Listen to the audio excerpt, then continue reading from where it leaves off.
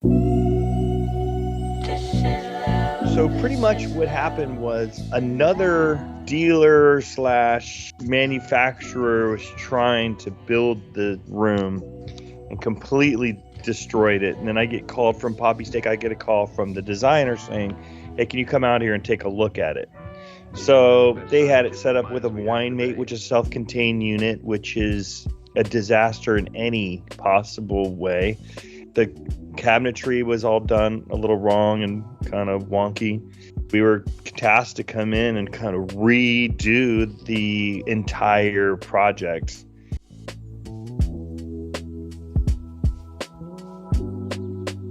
So when you're dealing with a commercial design, you have to put a split system unit in there. You can't just go with little self-contained units. It just doesn't make any logical sense.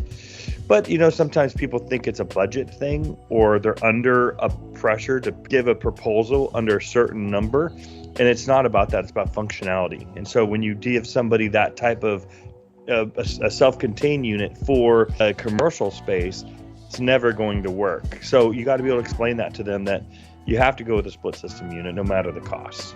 We ended up doing a split system unit in the space to be able to give it that power that they need to be able to cool the entire environment. The US Cellar systems, different types of supply and returns in each different compartment. So it was a 18,000 BTU system, and then be able to go to different systems inside of that space. So one condensing unit, one coil, but splitting up like an air conditioner in your house. Different rooms or different cabinets would have a supply and return to be able to get the unit in there. It's one temperature throughout, but what we wanted to do was have it to where all the champagnes, they do a lot of champagnes there, and that should be a different 45 degrees, which I've done in other commercial spaces.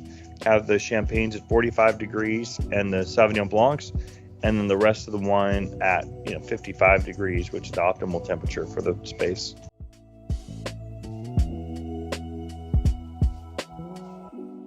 So it's wood dual pane glass. We just had to make all wood pane, dual pane glass with 60-inch pulls. So that's kind of more of a special thing. They didn't, they're really not going to touch too much of it. A lot of that was dummy bottles. So they kind of just wanted it to be for looks, and had a lot of the wine here. And then they had some champagnes, and they had a cooler in the back.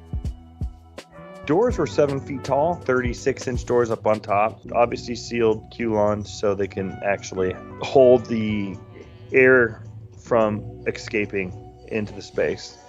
And then dual pane for the same reason. You want to make sure you have dual pane frames, so when it's open 100 times in a night, that air may be leaving, but at least like a refrigerator, it'll come back and stay cool. So we use vintage view racking systems, triple deep, and in a gold color. I love the aesthetic. I love the look. I love the feel of it, but it looks fantastic. Channel lighting around the doors. Lighting is always really important. So being able to channel light the whole project is fantastic.